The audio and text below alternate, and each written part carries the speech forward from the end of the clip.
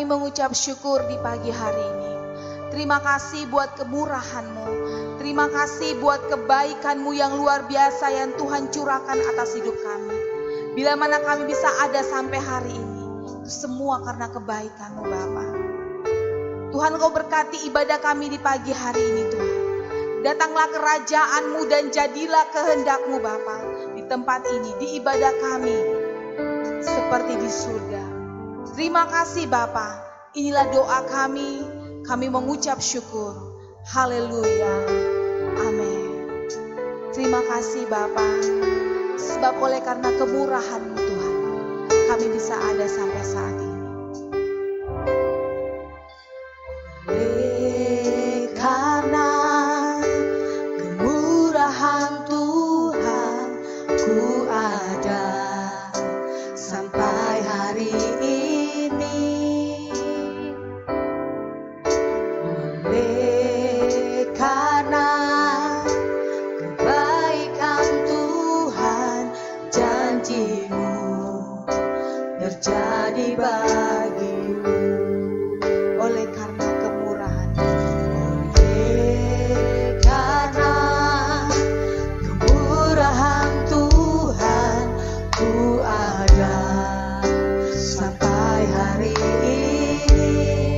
Oleh karena kebaikan-Mu Tuhan, karena kebaikan Tuhan, janji-Mu terjadi bagiku. Katakan, kami sembah Kau. Ku sembah Kau Tuhan, ku mengangkat tanganku. Selamanya Kau ajaib bagiku. Ku sembah Kau Tuhan, sembah Kau Tuhan, ku mengangkat wajahku. Selamanya Kau hebat bagiku. Ku sembah Kau Tuhan, ku mengangkat tanganku. Selamanya Kau ajaib bagiku. Ku sembah Kau Tuhan, ku mengangkat wajahku. Selamanya Kau hebat bagiku. Oleh karena kemurahan-Mu,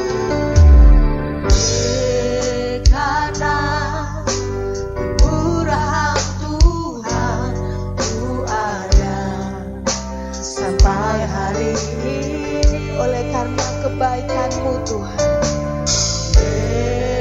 karena kebaikan Tuhan, janji-Mu terjadi baik. Katakan, oleh karena kemurahan-Mu, oleh karena kemurahan Tuhan, ku ada sampai hari ini. Oleh karena kebaikan-Mu, karena kebaikan Tuhan, janji-Mu terjadi bagi kami. Sembah Kau Tuhan,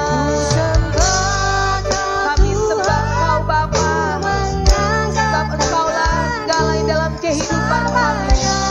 Kau ajaib bagiku. Kami sembah Kau Tuhan, sembah Kau Tuhan, ku mengangkat wajahku. Selamanya Kau hebat bagi. Katakan sekali, katakan, ku sembah Kau Tuhan, sembah Kau Tuhan, ku mengangkat tanganku. Selamanya Kau ajaib bagiku. Ku sembah Kau Tuhan, ku mengangkat wajahku. Selamanya Kau hebat bagiku. Katakan, ku sembah Kau Tuhan, ku mengangkat tanganku. Selamanya Kau ajaib bagi Kau Tuhan, sembah Kau kami sembah Engkau Yesus, kami tinggikan nama-Mu Yesus. Selamanya Kau ajaib bagiku. Katakan sekali lagi. Ku sembah Kau Tuhan, ku mengangkat tanganku. Selamanya Kau ajaib bagiku.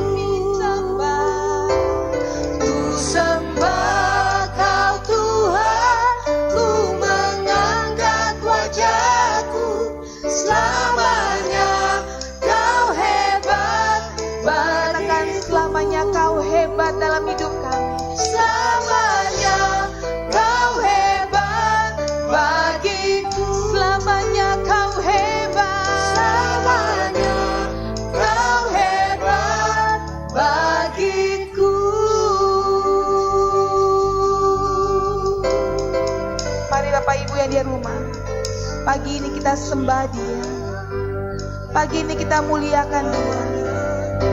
Selamanya Tuhan, selamanya kami sembah. Oleh karena kemurahan-Mu Tuhan, oleh karena kebaikan-Mu Tuhan, kami bersyukur dan Engkau baik. Terima kasih Tuhan, terima kasih Bapa buat kebaikan-Mu, buat kemurahan-Mu yang Kau berikan dalam hidup kami. Terima kasih Tuhan, terima kasih Yesus.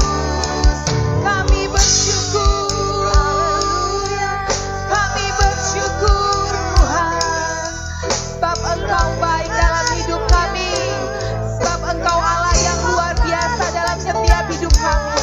Terima kasih Tuhan, terima kasih buat kemurahan-Mu yang besar dalam hidup kami. Terima kasih buat kebaikan-Mu Tuhan. Terima kasih Tuhan Yesus, Engkau dahsyat, sebab Engkau luar biasa Tuhan. Hari ini kami bisa ada itu semua karena kebaikan-Mu Tuhan, kata semua karena kemurahan-Mu Tuhan. Terima kasih Tuhan, terima kasih Tuhan, terima kasih Tuhan. Ku sembah Kau Tuhan, Ku mengangkat tanganku. Selamanya Kau ajaib bagiku. Katakan ku sembah Kau Tuhan. Ku sembah Kau Tuhan, ku mengangkat wajahku. Selamanya Kau hebat bagiku. Sembah, ku sembah. Kami sembah Kau Tuhan. Selamanya Kau ajaib bagiku. Kami sembah, Sembah kami sembah Kau Yesus. ku mengangkat wajahku. Selamanya Kau hebat bagiku. Selamanya Kau hebat bagiku. Katakan sekali lagi, selamanya Kau hebat Tuhan. Kau hebat bagiku. Berikan tepuk tangan yang terbaik bagi Tuhan. Haleluya, sebab Engkau baik Tuhan. Terima kasih Yesus. Haleluya. Haleluya. Mari berikan tepuk tangan bagi satu nama yang berkuasa, nama Yesus. Karena di dalam nama Yesus ada kuasa. Ada kuasa di dalam namanya. Amin.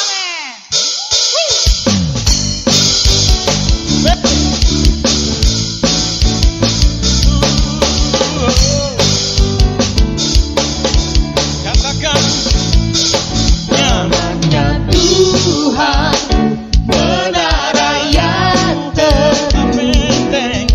kota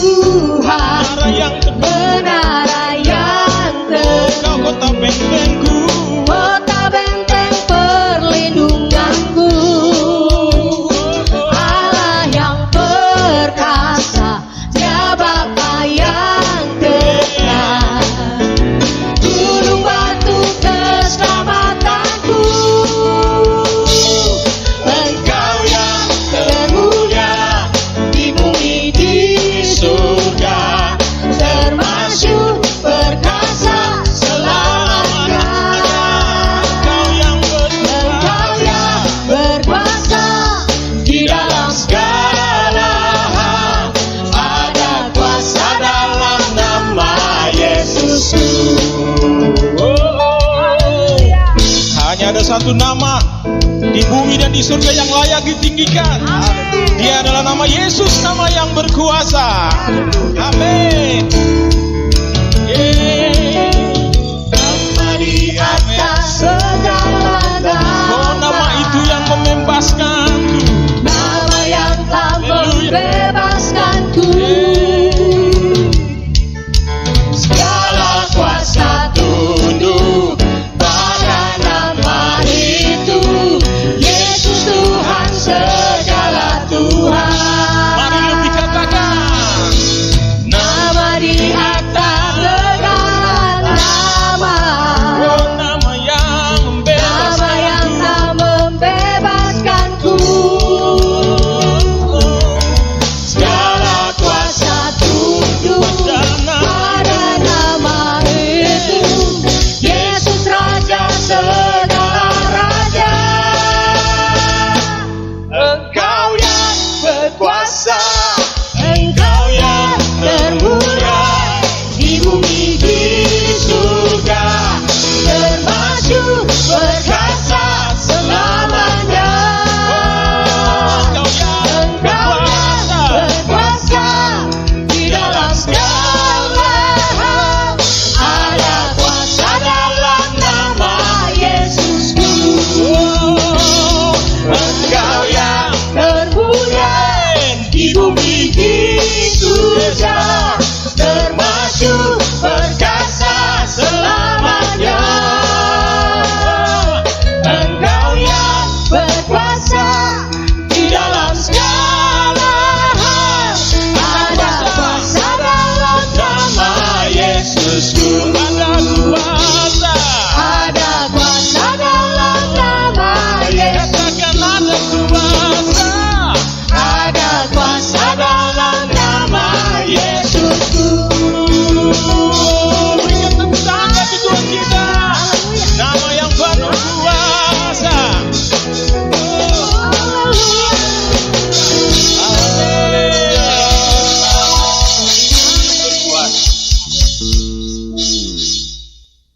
Haleluya. Berikan tepuk tangan bagi Tuhan kita. Sungguh besar Engkau Tuhan. Terpujilah Engkau namamu ya Bapa. Sebab ku diberi kuasa oleh Allah kita di sorga. Amin.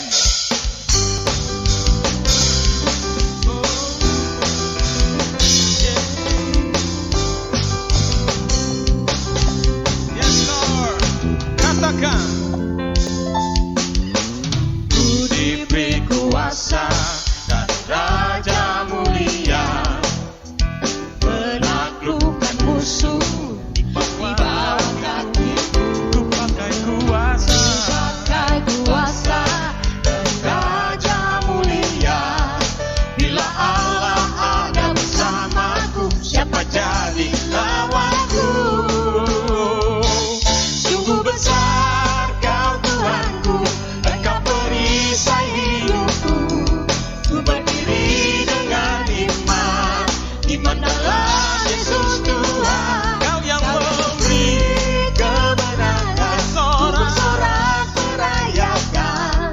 Terpujilah Kau Raja segala raja. Terpujilah Engkau Tuhan, Raja di atas segala raja. Ku diberi kuasa dari Raja mulia, Menaklukkan musuh. menaklukkan musuh Amin. di bawah kakiku. Ku pakai kuasa. Pakai kuasa dari Raja mulia. Bila Allah ada bersamaku, siapa jadi Bila Allah ada bersamaku. ada bersamaku, siapa jadi? Katakan bila Allah. Bila Allah ada bersamaku, siapa jadi lawanku? Amin. Say. Sungguh besar Kau Tuhanku, Amin. Engkau perisai hidupku. Ku berdiri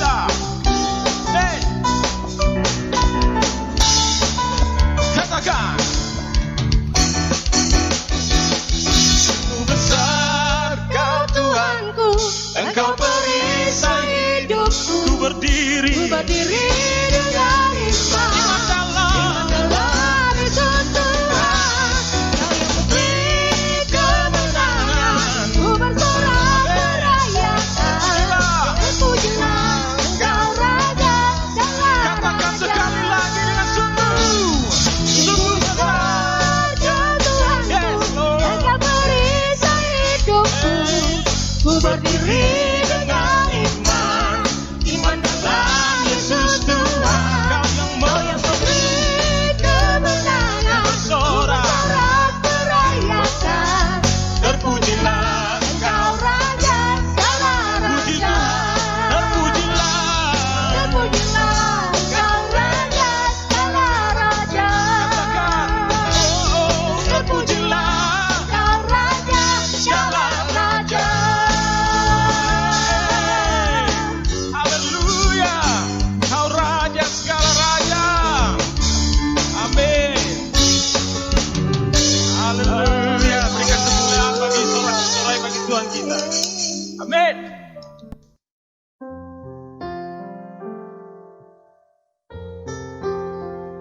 Terima kasih Tuhan Yesus buat semua kebaikan-Mu dalam setiap hidup kami. Sebab Engkau Allah yang setia dalam setiap hidup kami. Engkau baik Tuhan. Engkau baik Tuhan Yesus. Engkau Tuhan yang setia. Waktu-Mu selalu yang terbaik. Engkau Tuhan sandaranku, dan ku hanya kan berharap padamu. Engkau Tuhan.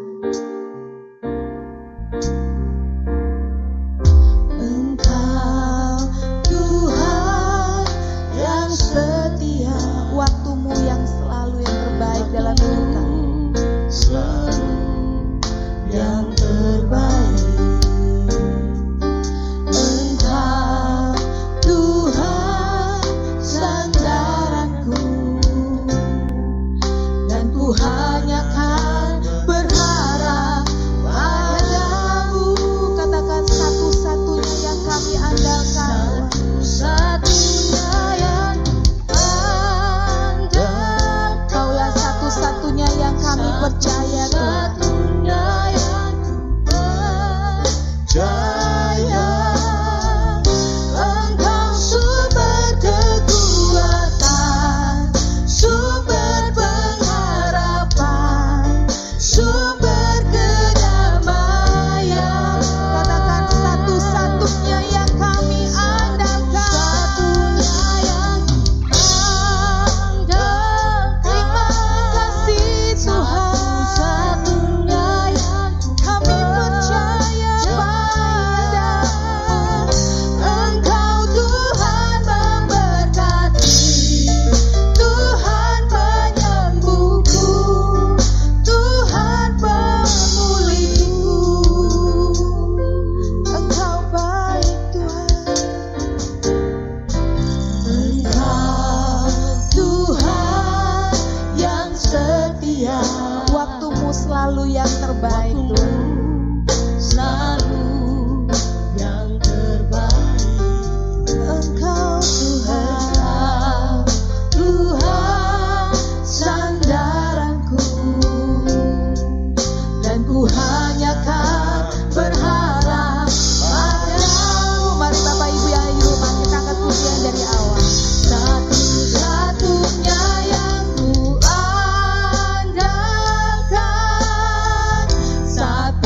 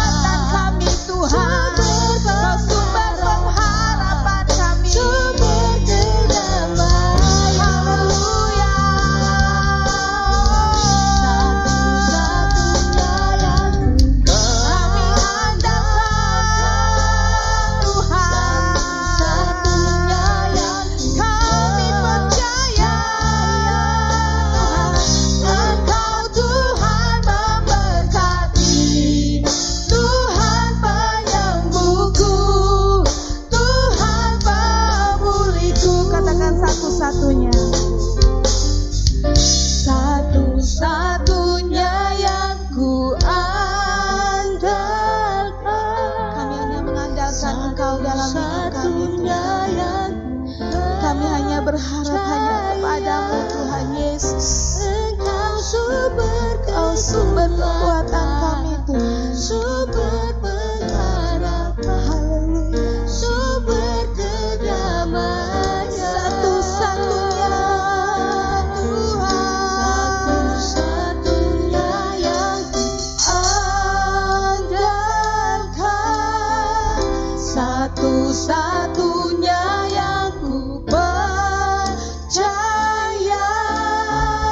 Engkau Tuhan memberkati, Tuhan penyembuhku, Tuhan pemulihku. Katakan sekali lagi, satu-satunya yang kami andalkan hanya Engkau, Tuhan. Kami hanya mengandalkan Engkau dalam hidup kami, Yesus. Satu-satunya yang ku percaya,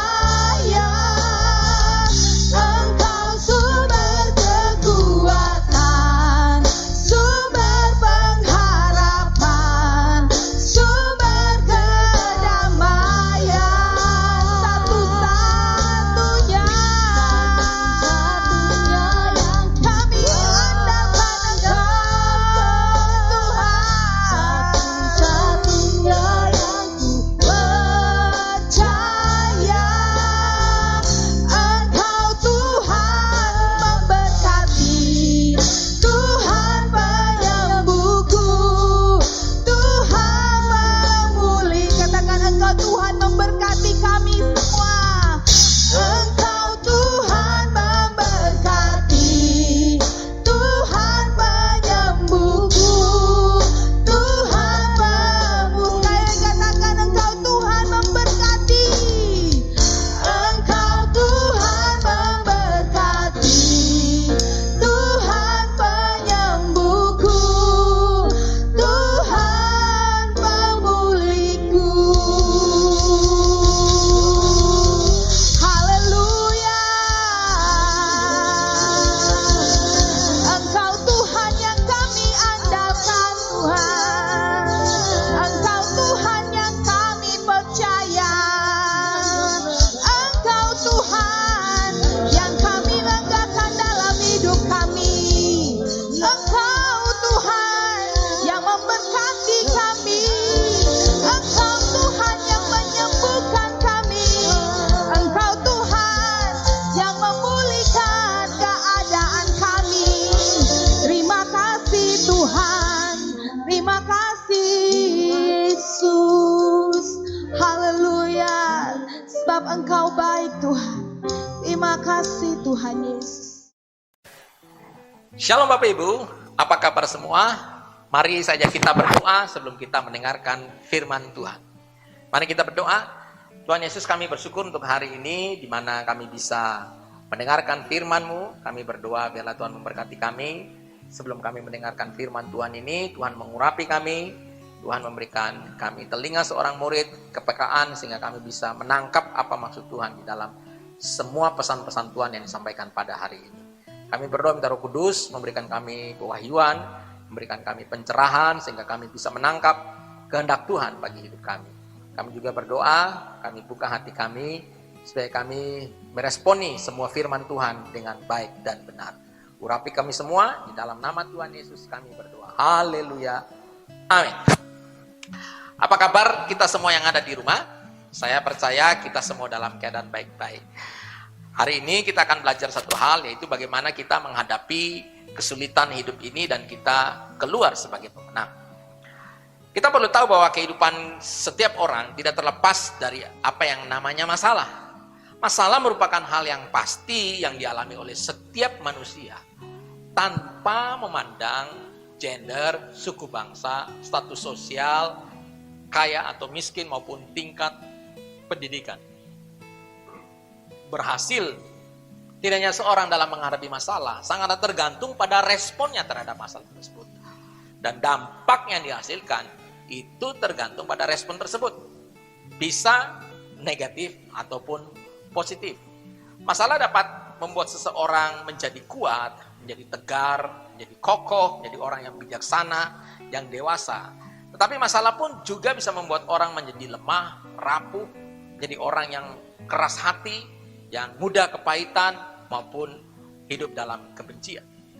Dan pada umumnya kita menghadapi masalah dalam kehidupan sehari seperti masalah dalam rumah tangga. Misalnya terjadi pertengkaran antara suami istri hanya karena suami tidak memberikan kabar tentang keberadaannya saat istrinya menghubungi dia. Dan hal ini terjadi pertengkaran yang bisa sampai begitu melukai itu karena masalah sepele. Dan masalahnya adalah karena tidak ada komunikasi yang baik yang telah terbangun dalam keluarga ini. Tentu saja ini bisa terjadi di dua pihak, dari istri maupun suami. Dan solusinya adalah mereka belajar untuk memperbaiki komunikasi tersebut dan memberi waktu untuk lebih banyak berbicara dari hati ke hati. Belajar untuk memberi kabar kepada pasangan dimanapun salah satu pasangannya berada. Dengan satu tujuan agar pasangan mendapat rasa aman tentang kabar daripada suaminya. Dan ini bukan berarti bahwa istri ingin dominan atau menguasai dan mengatur suami. Tapi ini bisa merupakan wujud dari rasa sayang yang diberikan istri kepada suami. Ada juga orang yang memiliki masalah keuangan.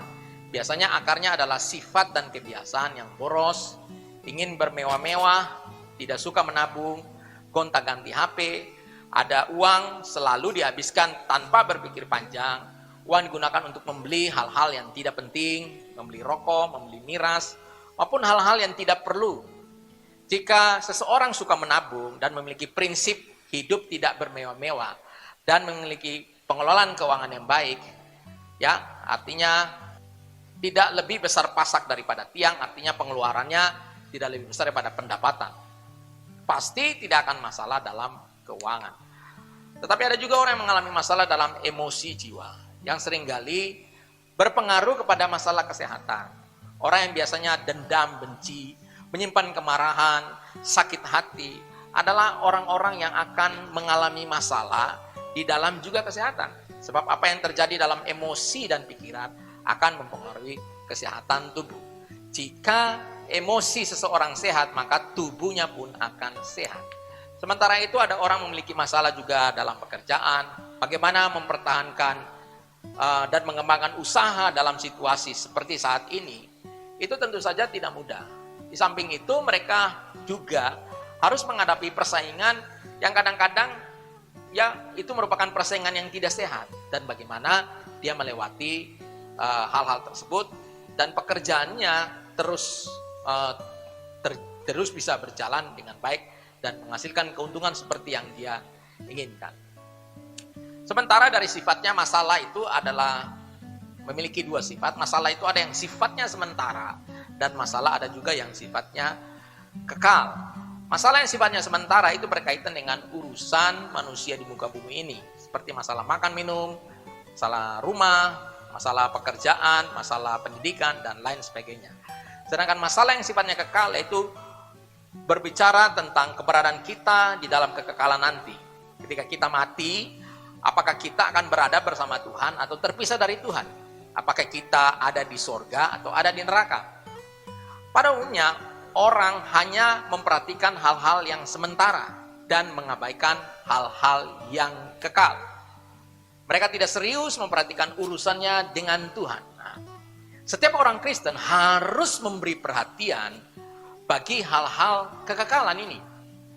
Kita harus serius membangun relasi yang baik dengan Tuhan, hidup dalam kekudusan, membela pekerjaan Tuhan secara maksimal dengan semua hal yang Tuhan percayakan kepada kita saat ini.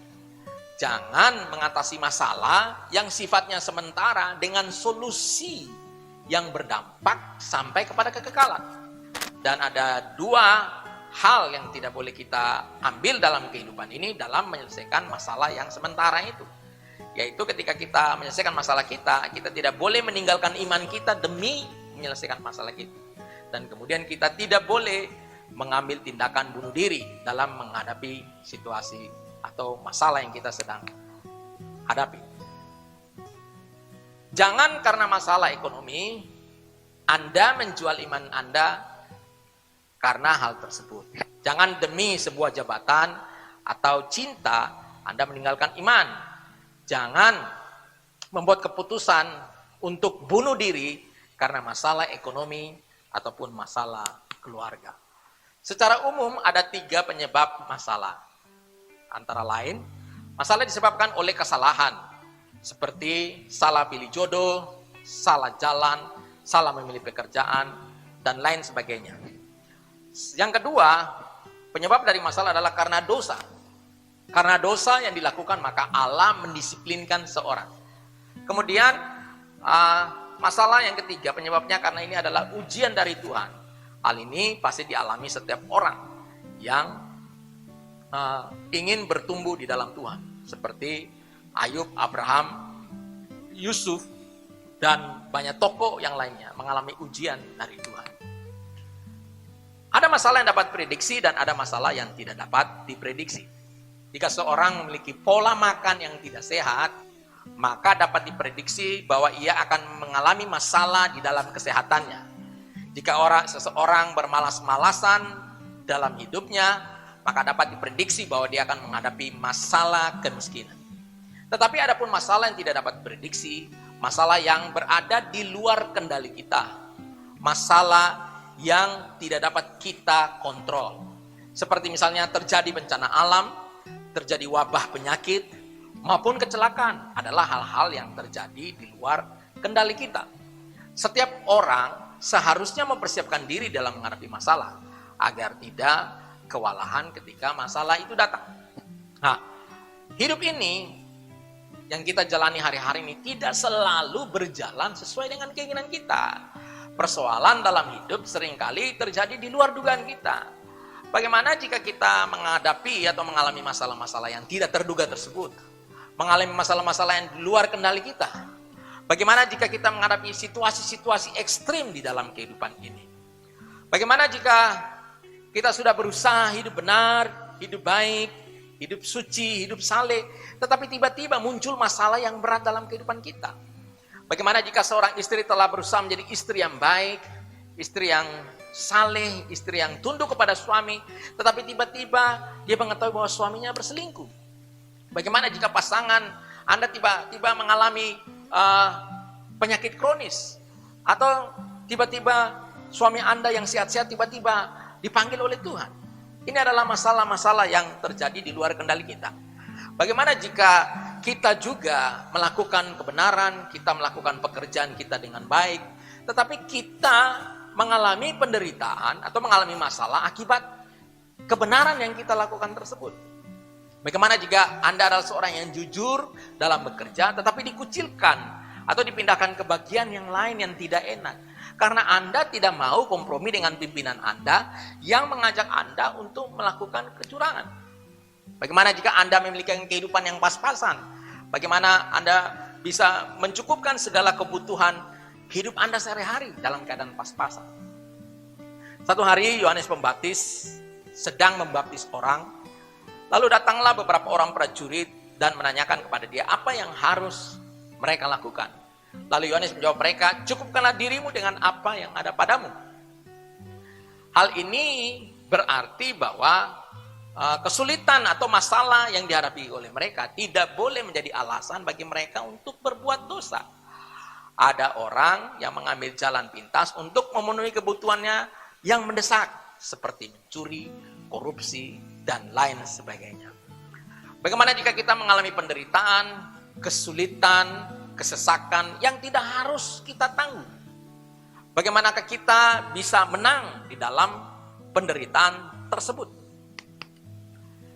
Mari saja kita membaca firman Tuhan dalam Roma 12 ayat 12. Kita belajar hari ini bagaimana kita bisa menanggung dan menang dalam persoalan-persoalan, kesulitan-kesulitan hidup yang kita hadapi. Roma 12 ayat 12 berkata, bersukacitalah dalam pengharapan, sabarlah dalam kesesakan, dan bertekunlah dalam doa. Dan kita perlu tahu bahwa surat Roma ini ditulis oleh Rasul Paulus, ditujukan kepada jemaat yang ada di Roma. Dan salah satu tujuan penulisan Rasul Paulus ini kepada jemaat Roma untuk menguatkan mereka agar mereka tetap kuat di tengah-tengah penganiayaan yang sedang mereka hadapi dan tetap berpegang teguh pada iman mereka pada Yesus Kristus. Mereka menghadapi aniaya dari pemerintahan Romawi dan mereka juga mengalami penolakan dari orang-orang Yahudi. Secara politik, pemerintah Romawi menganggap orang-orang Kristen sebagai pemberontak karena orang-orang Kristen menolak perintah kaisar, yaitu untuk menyembah kaisar maupun menyembah patung-patung daripada kaisar. Sementara itu dari sisi keagamaan, orang Yahudi menganggap orang Kristen sebagai sekte atau aliran sesat. Jadi memang saat itu mereka mengalami situasi yang sulit. Mereka mengalami aniaya dari pemerintahan Roma, sementara mereka juga mengalami penolakan dari orang-orang Yahudi. Saat itu mereka betul-betul mengalami situasi-situasi yang benar-benar sulit. Saat itu ketika seseorang mengaku bahwa Yesus adalah Tuhan, itu bisa mengancam nyawanya. Makanya pada saat itu ketika seorang percaya pada Yesus, dia tahu harganya itu mahal. Harganya adalah dia dikucilkan, dia bisa kehilangan keluarganya, bahkan dia bisa kehilangan nyawanya. Jadi saat itu ketika seorang percaya pada Yesus, itu pertaruhannya adalah nyawanya. Nah, bagaimana orang Kristen saat itu mau tetap percaya pada Yesus dalam keadaan yang begitu sulit? Nah, kita akan belajar dari jemaat Roma ini bagaimana nasihat Paulus kepada mereka supaya mereka tetap kuat menang terhadap kesulitan, kesesakan, penderitaan yang mereka hadapi. Ada 3 poin yang kita bisa belajar dari sini agar kita menang juga dalam menghadapi kesulitan dan penderitaan dalam hidup ini. Yang pertama adalah bersukacita di dalam pengharapan. Salah satu kunci mengatasi kesulitan hidup ini adalah memiliki pengharapan. Pengharapan itu adalah sebuah kerinduan dalam menantikan sesuatu yang baik yang akan terjadi. Ketika seseorang tawar hati pada masa kesesakan, maka dia akan menjadi lemah, kekuatannya menjadi kecil. Ketika seseorang putus asa, kehilangan pengharapan pada masa-masa sulit, itu akan membuat dia menjadi lemah dan tidak mampu mengatasi persoalan hidupnya. Pengharapan selalu memberikan kekuatan kepada kita dalam menghadapi situasi-situasi sulit. Dalam sebuah eksperimen dimasukkan 2 ekor tikus ke dalam 2 wadah.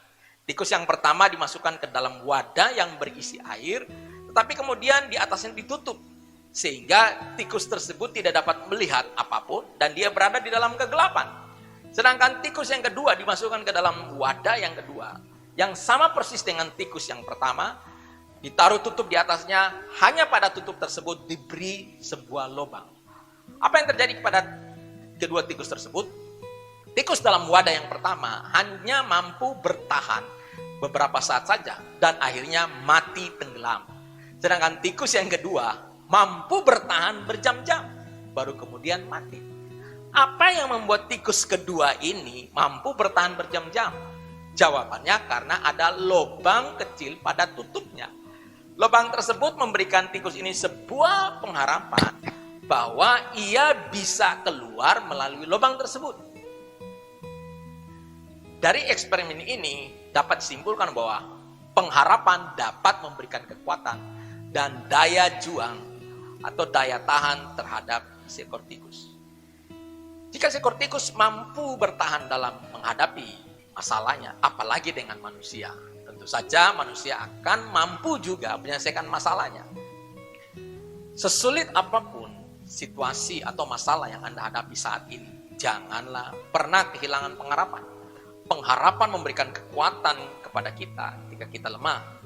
Pengharapan memberikan kita daya juang dan daya tahan di dalam menghadapi kesulitan. Pengharapan itu seperti cahaya di tengah kegelapan. Pengharapan selalu membangkitkan motivasi di tengah-tengah keputusasaan. Pengharapan memberikan energi atau kekuatan ketika kita menjadi lemah. Pengharapan memberikan rasa manis di tengah kepahitan. Pengharapan memberikan keyakinan di tengah kebuntuan. Pengharapan juga memberikan kemampuan kepada seseorang untuk memanjat gunung rintangannya sekalipun tidak ada orang yang membantu. Pengharapan membuat seorang mampu menanggung situasi kesulitan di dalam hidupnya sekalipun tidak ada orang yang peduli. Pengharapan membuat seorang mampu tersenyum di dalam kesusahan. Pengharapan membuat seorang tetap bersemangat walaupun tidak ada yang mendukung dia. Pengharapan juga membuat seorang mampu memberi ketika tidak ada yang mau berbagi. Pengharapan kita di dalam Tuhan adalah seperti sau atau jangkar kapal yang mampu menahan kapal tersebut sehingga tidak hanyut terbawa oleh arus ataupun angin. Kehidupan dunia ini bagaikan lautan yang penuh dengan gelombang, arus, dan angin yang dapat menghanyutkan kehidupan kita. Pengharapan di dalam Tuhan akan memberikan kita ketenangan dan keamanan bagi jiwa kita. Sesulit apapun situasi yang kita hadapi, sekali lagi jangan pernah kehilangan pengharapan. Mengapa kita perlu bersukacita dalam pengharapan? Pengharapan apakah yang membuat kita dapat bersukacita? Nah, yang pertama, pengharapan akan kekuatan, pemeliharaan, dan penyertaan Tuhan di bumi ini. Tuhan tidak pernah berjanji bahwa kita akan lewati hidup ini tanpa kesulitan atau kesusahan.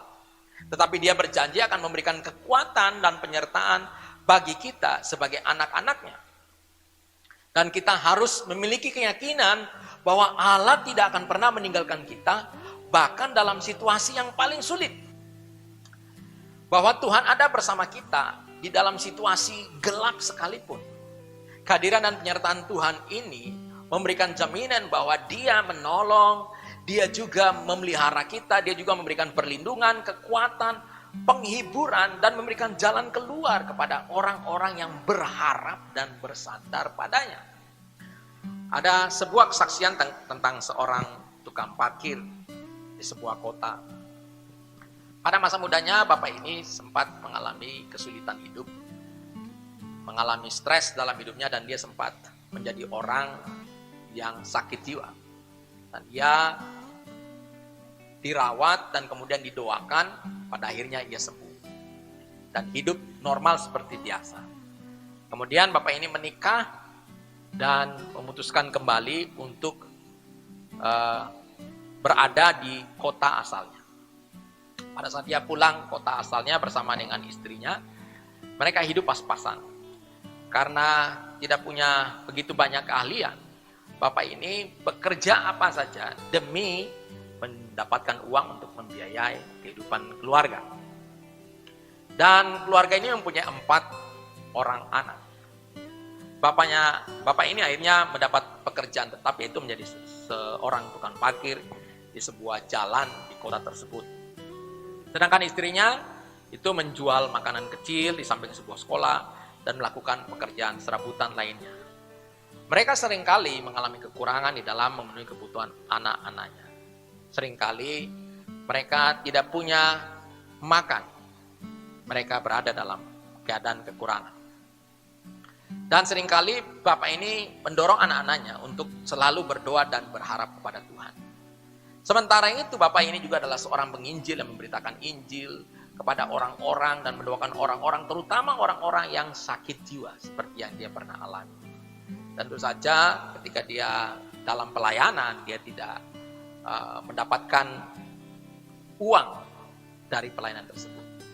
Tetapi keluarga ini tetap percaya pada Tuhan, mereka tetap berharap pada Tuhan, dan mereka berusaha melakukan apapun yang bisa mereka lakukan untuk memenuhi kebutuhan mereka.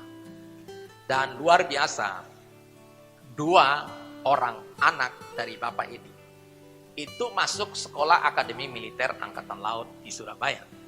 Dan salah satunya telah lulus menjadi salah satu siswa terbaik dari Akademi Militer tersebut. Sekarang dia menjadi perwira Angkatan Laut. Sementara adiknya saat ini juga sedang menjalani pendidikan di Akademi Militer tersebut. Dari kesaksian ini kita melihat bahwa Tuhan itu tidak pernah meninggalkan orang-orang yang berharap padanya. Sesulit apapun tantangan kehidupan kita, jikalau kita berharap, bersandar, mengandalkan Tuhan dalam hidup kita, maka Dia akan memberikan pertolongan. Tetapi ini bukan berarti kita bermalas-malasan. Kita harus tetap melakukan bagian kita, maka Tuhan akan melakukan bagiannya. Di dalam Efesus 1 ayat 18 sampai 19 berkata demikian, dan supaya ia menjadikan mata hatimu terang, agar kamu mengerti pengharapan apa yang terkandung dalam panggilannya, betapa kayanya kemuliaan dan bagian yang ditentukannya bagi orang-orang kudus, dan betapa hebatnya kuasa bagi kita yang percaya sesuai dengan kekuatan kuasanya. Bapak Ibu, selain kita mempunyai pengharapan akan kehidupan kita di muka bumi ini, kita juga memiliki pengharapan yang luar biasa. Di sini Rasul Paulus berdoa untuk jemaat Efesus agar mereka mengerti pengharapan apa yang terkandung dalam panggilan mereka sebagai orang percaya. Bahwa betapa kayanya kemuliaan yang ditentukan bagi orang-orang kudus, dan betapa hebatnya kuasa yang disediakan bagi orang-orang percaya. Pengharapan di dalam Tuhan itu adalah kekayaan yang tidak terduga. Kekayaan yang ada di dunia ini, kehormatan manusia dan segala keindahan yang dapat diperoleh manusia di muka bumi ini tidak ada artinya jika dibandingkan dengan pengharapan kita di dalam Tuhan.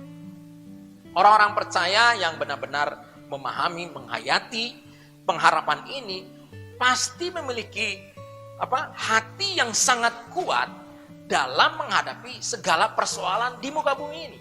Sebab dia telah melihat betapa luar biasanya pengharapan yang ada di dalam panggilan sebagai orang percaya. Sebab itu Bapak Ibu, sebagai orang percaya kita tidak hanya memiliki pengharapan jaminan Tuhan ketika kita hidup di muka bumi ini, tetapi kita mempunyai pengharapan melampaui dari kehidupan muka bumi, yaitu pada kehidupan di dalam kekekalan. Pengharapan apa yang membuat kita bersuka cita? Yaitu pengharapan akan kehidupan kekal. Bahwa satu hari kita akan hidup bersama-sama dengan Yesus. Ini adalah kehidupan yang sungguh indah, kehidupan yang sungguh luar biasa, yang jauh melebihi kehidupan di muka bumi ini. Kalau kita di muka bumi ini terancam oleh berbagai macam ancaman, bencana alam, kecelakaan, virus dan sebagainya, itu sungguh-sungguh mengancam kehidupan kita. Banyak gangguan ketika kita hidup di muka bumi ini.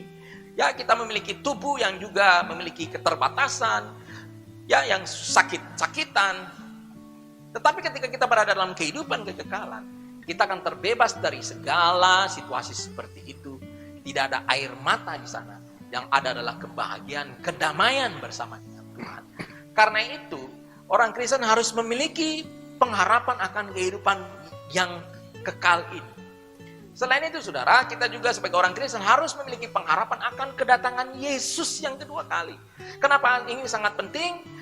Sebab ini adalah merupakan salah satu hal yang penting yang harus dipegang bagi orang-orang percaya. Bahwa satu saat ketika Yesus datang kedua kali, dia akan menyatakan dirinya, maka orang-orang percaya akan dibangkitkan dari antara orang mati. Dan bukan hanya itu saja, tetapi mereka akan juga dimuliakan bersama-sama dengan Tuhan Yesus. Ini adalah hal yang luar biasa. Pengharapan yang sungguh-sungguh dahsyat. Melebihi dari pengharapan apapun.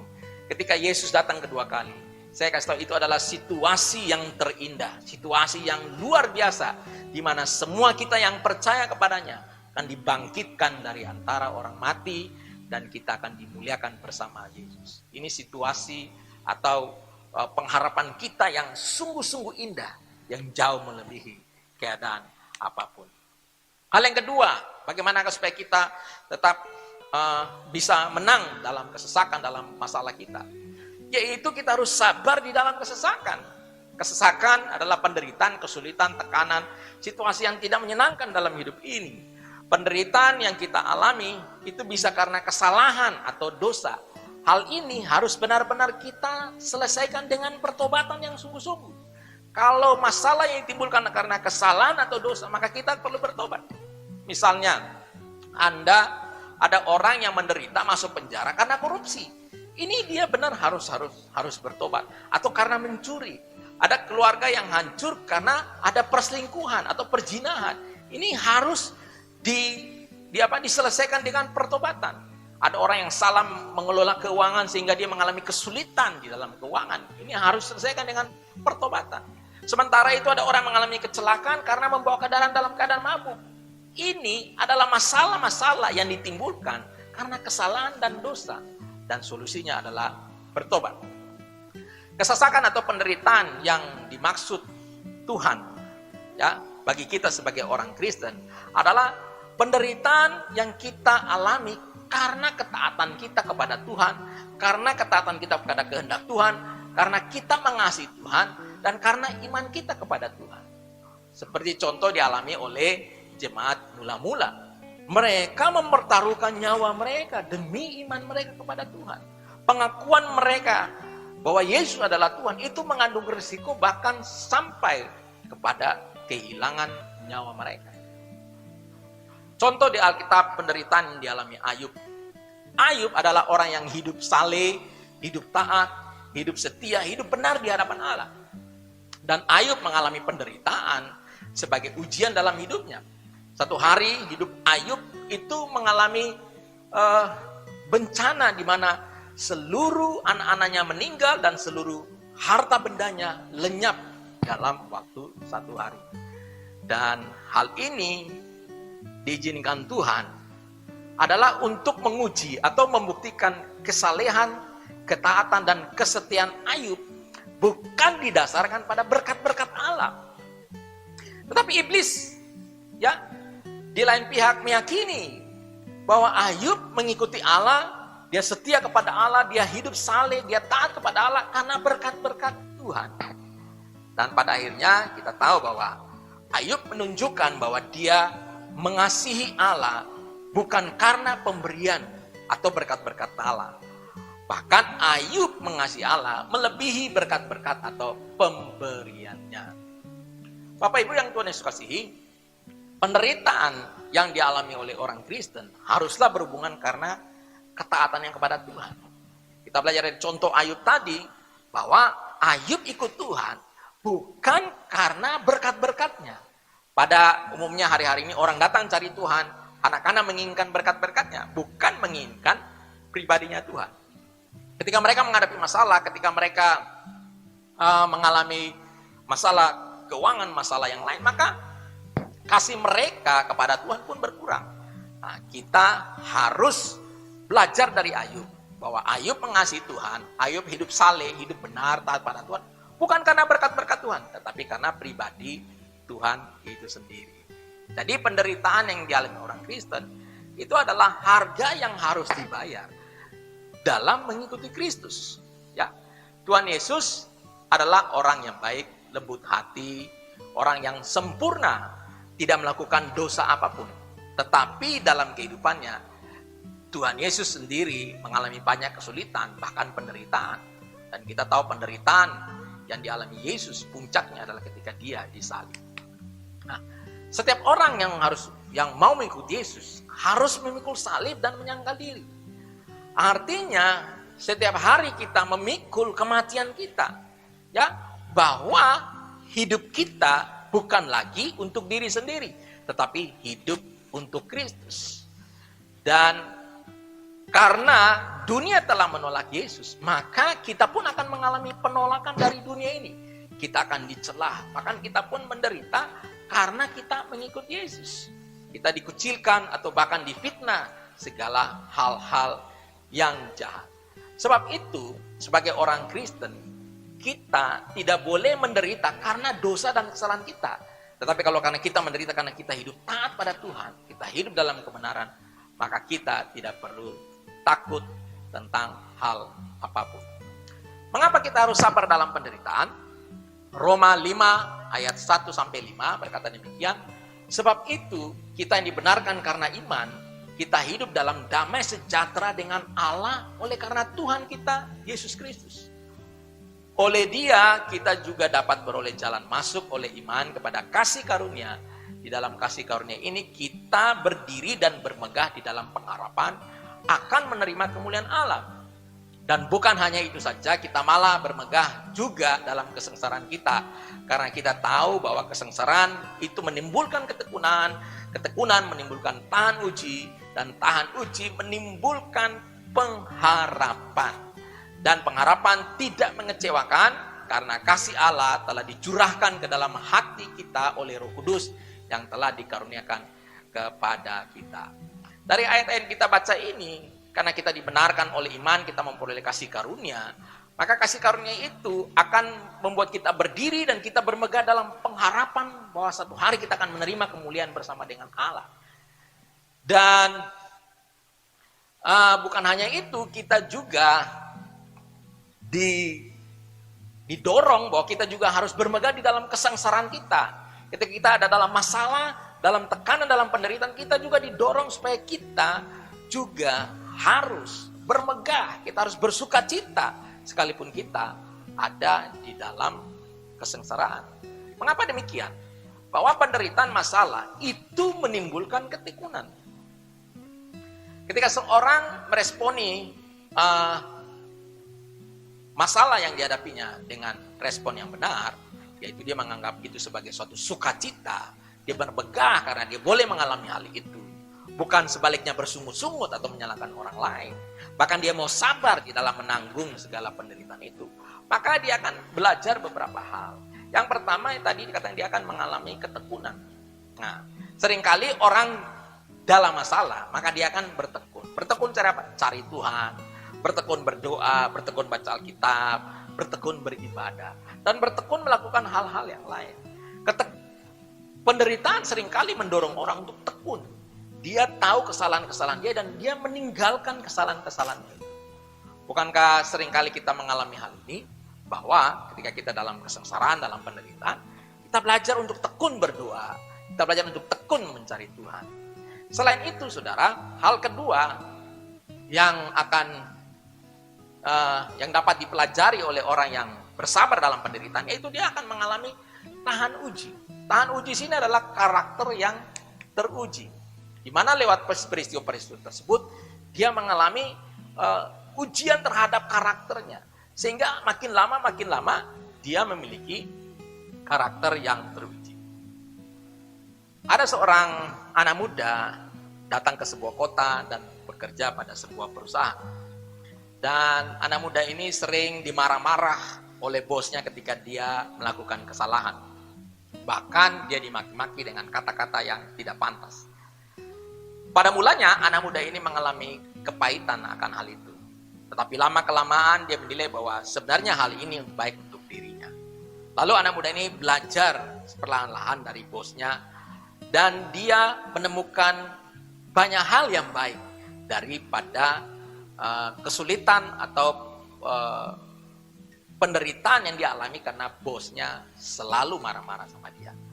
Akhirnya satu hari dia keluar dari perusahaan bosnya dan membangun satu perusahaan dengan sebuah modal yang telah dia peroleh, bahwa dia telah belajar dari bosnya tersebut.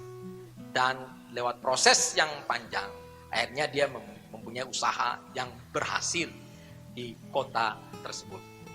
Hal ini berarti orang ini telah memiliki karakter yang teruji. Makanya ketika kita lewat proses-proses di dalam kehidupan, hal-hal yang tidak menyenangkan dan tidak enak, penderitaan itu sebenarnya adalah untuk membentuk karakter kita menjadi karakter yang matang, menjadi karakter yang teruji. Dan selanjutnya ketika kita mempunyai karakter yang teruji ini, maka pengharapan kita akan semakin dikuatkan di dalam Tuhan. Jadi karakter yang baik akan berakhir pada pengharapan untuk memiliki kehidupan yang lebih kuat di dalam Tuhan. Nah, hal inilah yang harus dimiliki oleh orang percaya. Karena itu, justru ketika kita di dalam kesengsaraan, penderitaan, kita akan menemukan, kita akan melihat bahwa ada hal-hal lain yang lebih besar daripada sekedar masalah yang pernah terjadi di dalam kehidupan kita. Saya pernah mengalami situasi-situasi sulit yang membawa saya akhirnya menemukan satu rahasia, yaitu bahwa di dalam menghadapi kesulitan hidup ini, yang perlu kita andalkan hanyalah Tuhan. Saya pernah belajar bergantung pada manusia, tetapi saya kecewa. Dan pada akhirnya, saya menaruh dalam kehidupan saya mendapat satu pelajaran penting bahwa semua manusia bisa mengecewakan, tetapi Allah tidak pernah mengecewakan. Makanya ketika saya mengalami masalah-masalah, Yang pertama saya cari adalah Tuhan. Saya akan cari Tuhan. Saya tidak memikirkan pertolongan dari orang lain terlebih dahulu. Saya cari Tuhan sampai benar-benar saya mendapat kekuatan dan mendapat jalan keluar dari Tuhan. Jadi, orang yang menderita bersama-sama dengan Yesus akan dimuliakan bersama-sama dengan Yesus pada saat Yesus datang kedua kali. Nah, hal ini harus kita pegang bahwa sesungguhnya penderitaan kita karena kita mengikut Yesus, karena kita melakukan kebenaran, ini sesungguhnya membawa kita kepada kemuliaan satu hari ketika Yesus datang kedua kali. Di dalam 2 Korintus 4 ayat 8-10, Rasul Paulus berkata demikian, dalam segala hal kami ditindas namun tidak terjepit, kami habis akal namun tidak putus asa, kami dianiaya namun tidak ditinggalkan sendirian, kami dihempaskan namun tidak binasa. Kami senantiasa membawa kematian Yesus di dalam tubuh kami, supaya kehidupan Yesus nyata di dalam tubuh kami. Di sini kita melihat satu hal yang luar biasa yang dialami Rasul Paulus. Bagaimana dikatakan dalam segala hal dia ditindas, tapi tidak terjepit. Mestinya orang makin ditindas, makin terjepit. Tetapi Paulus mengalami penindasan dalam banyak hal, tetapi dia tidak terjepit. Dia habis akal di dalam menghadapi kehidupannya ini, tetapi dia tidak pernah putus asa. Bagaimana kita dalam kehidupan kita ini, masalah keluarga, mungkin kita telah habis akal. Masalah pekerjaan saat ini, mungkin kita telah habis akal. Masalah dalam hal-hal yang lain, mungkin kita telah habis akal. Dan mungkin juga kita putus asa. Tetapi Rasul Paulus berkata, dia habis akal namun tidak putus asa. Ini adalah hal yang aneh. Ya, mereka dianiaya namun tidak ditinggalkan sendirian. Dihempaskan namun tidak binasa. Apakah rahasianya? Rahasianya adalah karena Paulus senantiasa membawa kematian Yesus di dalam tubuhnya, supaya kehidupan Yesus menjadi nyata di dalam tubuhnya. Apa maksudnya hal ini? Hal ini artinya membawa kematian Yesus dalam tubuh, artinya bersedia untuk mengalami hal apapun, sekalipun itu adalah hal yang buruk, hal yang menyakitkan, menderita, demi melakukan kehendak Allah. Sebab kematian Yesus adalah kematian karena melakukan kehendak Allah. Kematian Yesus adalah kematian karena taat pada Tuhan. Prinsip inilah yang Paulus bawa dalam hidupnya, bahwa dia rela menderita demi kepentingan Tuhan, demi melakukan kehendak Tuhan, demi membela pekerjaan Tuhan. Ini dia lakukan. Makanya dia akan memperoleh kehidupan di dalam tubuhnya karena dia membawa kematian Yesus dalam tubuhnya. Maka dia akan memperoleh kekuatan dari kehidupan Yesus di dalam mengalami kesulitan-kesulitan hidup ini. Karena itu Bapak Ibu, saya mendorong kita tidak boleh menderita karena dosa atau karena kesalahan yang kita lakukan. Tetapi kita harus menderita karena kita taat pada Tuhan, karena kita mau melakukan kehendak Tuhan, karena kita mau menyenangkan Tuhan dan memuliakan Tuhan. Maka kita akan memperoleh kehidupan di dalam tubuh kita. Karena itu kita juga mesti rela untuk bersedia menderita demi kepentingan Tuhan. Amin Bapak Ibu. Oke, kita akan masuk kepada poin yang ketiga. Bagaimana supaya kita bisa menang dalam menanggung kesesakan atau masalah di dalam hidup kita. Yaitu bertekun dalam doa. Filipi 4 ayat 6 berkata, jangan hendaknya kamu khawatir tentang apapun juga, tetapi nyatakanlah dalam segala hal keinginanmu kepada Allah dalam doa dan permohonan dengan ucapan syukur. Bapak Ibu yang Tuhan Yesus kasihi, di sini Alkitab mengatakan janganlah kamu khawatir tentang apapun juga. Apapun masalah kita yang saat ini kita khawatirkan, masalah pekerjaan, masalah keluarga, masalah ekonomi, masalah apapun yang sedang kita hadapi, Tuhan katakan jangan khawatir, tetapi nyatakanlah pergumulan kita di dalam doa. Sebab itu kita mesti berdoa, menyampaikan segala pergumulan-pergumulan yang sedang kita hadapi. Di dalam Yakobus 5 ayat 13 juga berkata, kalau ada seorang di antara kamu yang menderita, baiklah ia berdoa. Kalau ada seorang yang bergembira, baiklah ia menyanyi. Sini Alkitab dengan jelas mengatakan, jika seseorang menderita, baiklah ia berdoa. Jika saat ini kita sedang menderita, baiklah kita berdoa. Tokoh reformasi gereja Martin Luther, ketika dia mengetahui bahwa hari-hari yang dia lewati adalah hari-hari yang berat, maka dia akan banyak menghabiskan waktu berdoa. Dia banyak menghabiskan waktu untuk mencari Tuhan. Ini penting. Alkitab mengajar kita supaya kita bertekun dalam doa. Bertekun dalam doa artinya berdoa tidak jemu-jemu.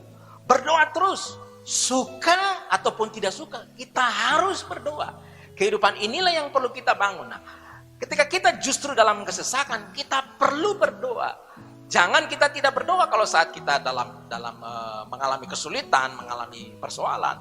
Justru kita harus cari Tuhan, kita berdoa. Sebab ketika kita berdoa, maka kita akan menemukan kekuatan adikodrati atau kekuatan ilahi di dalam hadirat Tuhan. Dan hal itu akan membuat kita mampu untuk mengatasi persoalan-persoalan hidup ini. Doa adalah sarana yang Allah berikan bagi kita untuk menopang hidup kita di dalam pengharapan, di dalam menghadapi situasi-situasi yang sulit di muka bumi ini. Doa akan membawa kita mampu melihat kemuliaan Allah di balik semua persoalan yang kita hadapi. Kalau kita baca terus di dalam 2 Korintus 4 tadi, ayat 16, 17, 18, maka Paulus berkata demikian. Sebab itu kami tidak tawar hati, tetapi sekalipun manusia lahiriah kami semakin merosot, namun manusia batinnya kami dibaharui dari sehari ke sehari.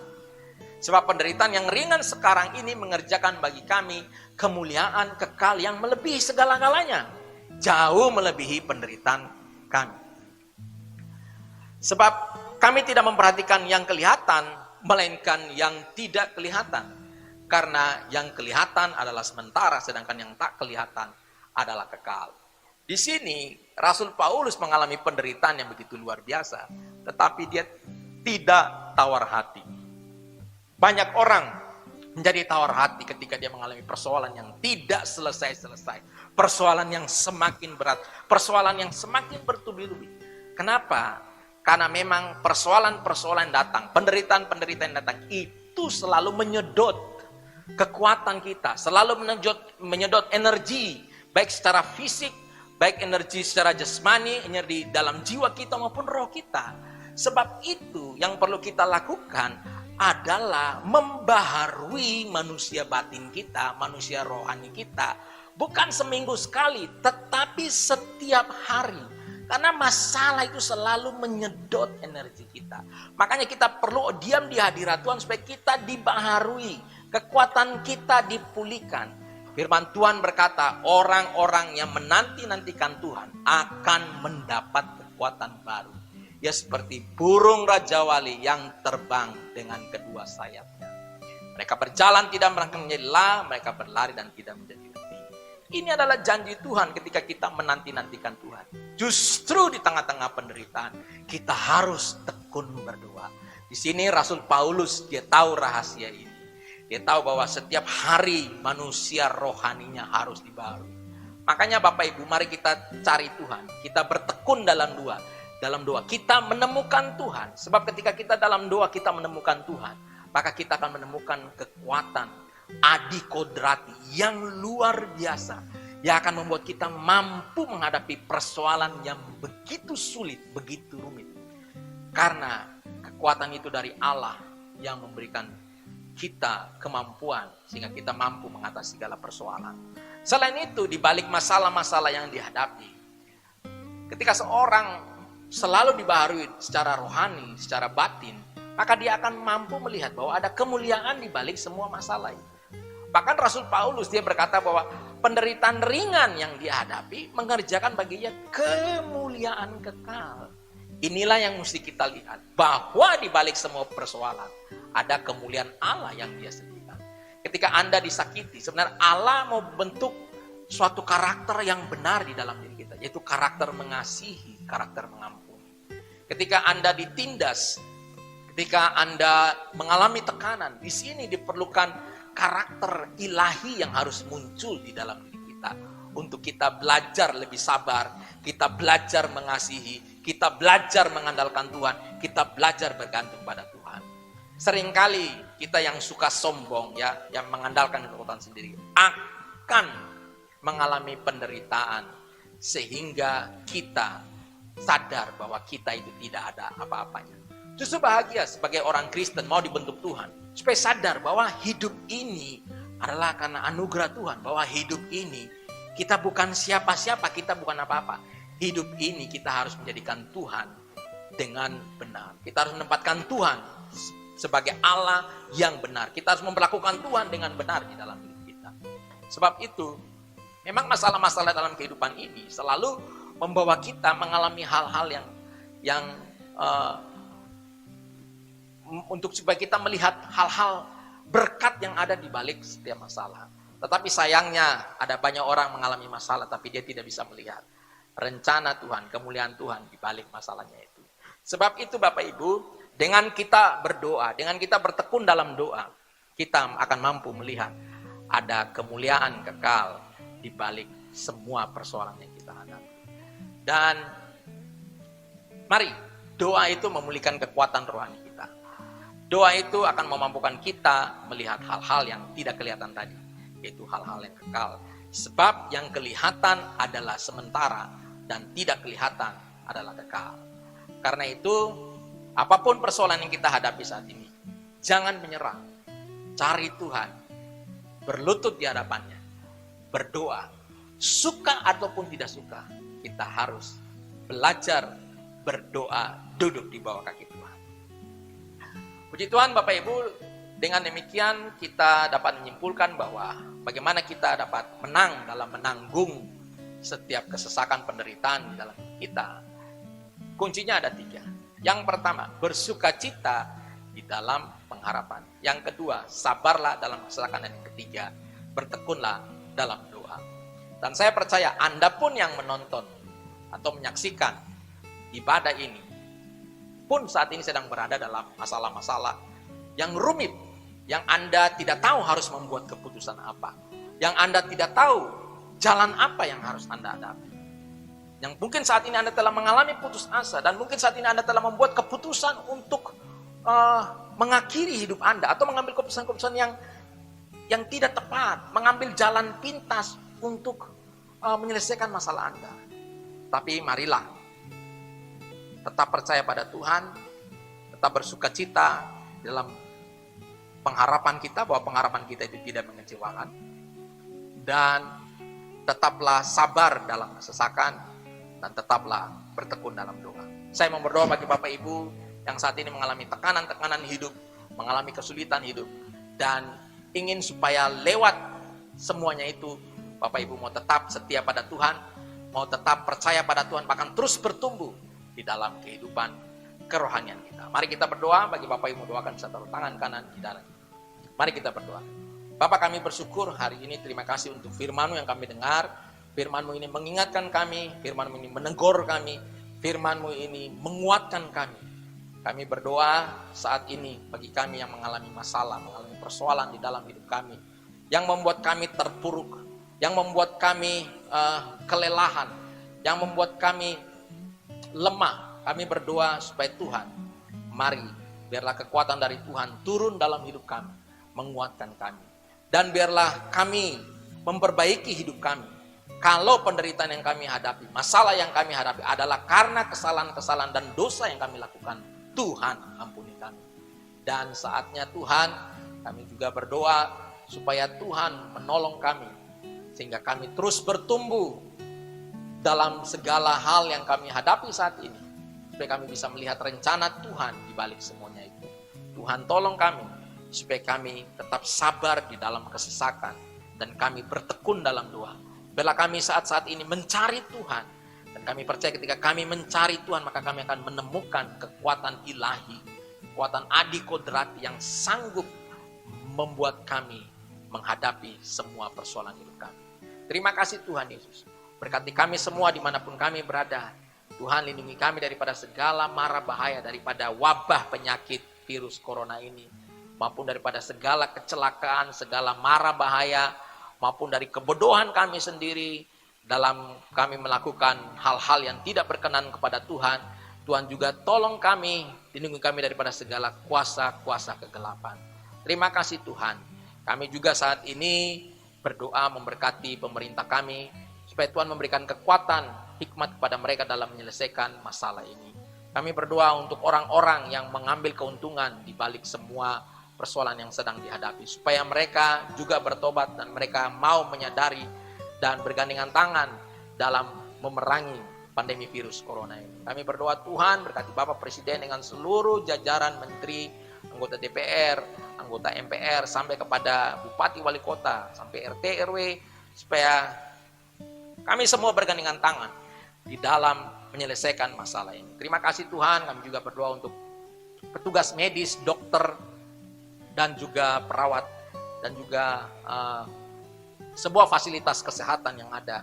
Kami berdoa supaya Tuhan lindungi mereka, Tuhan beri mereka kesehatan, kekuatan, beri mereka sukacita, damai, sejahtera, dan Tuhan pakai semua peralatan yang ada, segala fasilitas kesehatan, obat-obatan maupun semua hal yang lain, supaya ini bisa juga untuk menyembuhkan semua pasien-pasien yang ada di rawat dalam COVID-19 ini. Terima kasih Tuhan, kami berdoa supaya Tuhan juga memberkati pemerintah di Jayapura. Kami berdoa supaya Tuhan memberikan hikmat kepada mereka, menolong mereka supaya mereka juga bisa mengatasi masalah yang ada kota kami. Kami juga berdoa untuk masyarakat supaya masyarakat juga memiliki kesadaran untuk bertanggung jawab, menjaga diri sendiri dan menjaga orang lain. Terima kasih Tuhan Yesus, berkati juga perekonomian kami. Kami berdoa supaya Tuhan pulihkan perekonomian kami.